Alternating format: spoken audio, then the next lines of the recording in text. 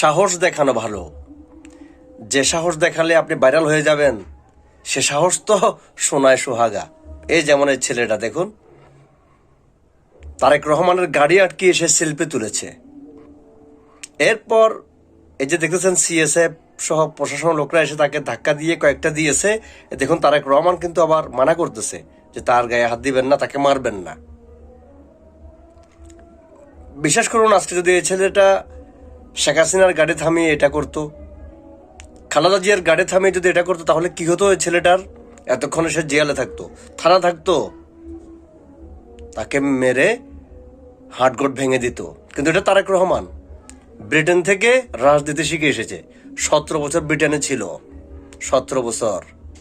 তারেক রহমান জানে একজন জনগণের মূল্য, একজন দেশের নাগরিকের মূল্য কত, কারণ তিনি ব্রিটেনে ছিলেন। ব্রিটেন থেকে তিনি দেশপ্রেম শিখে এসেছেন। সকল চোর বাটপার সাবধান হয়ে যাও, তারেক রহমান একজনকেও ছাড়বে না ইনশাল্লাহ।